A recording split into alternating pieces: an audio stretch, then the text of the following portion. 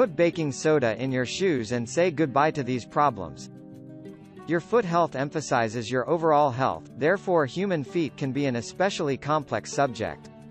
Actually, they can be pretty problematic, when some disorders and issues are concerned, such as smelly feet, ingrown nails, and fungus. In order to solve these issues, here is an effective home treatment using baking soda. This healing ingredient will help to get rid of the problems with your feet. The correct way to use baking soda is to prepare a foot bath. At first, place a liter of water to boil. Once the water is boiling, add 50 grams of sage, and boil for 1 more minute. Remove it from the stove and leave it to cool for half an hour. Stir the mix well and pour the liquid in a bowl.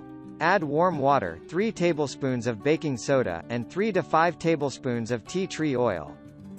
Soak your feet and allow the bath to work for at least 30 minutes and wipe them off. Repeat this treatment every day for a week. Additional baking soda foot tips. If you have a fungus problem, start wearing cotton socks only, and always keep your shoes washed and ventilated. To enhance the effects, you should put baking soda in your shoes and leave it standing during the night. Repeat every day, until the issue is totally settled.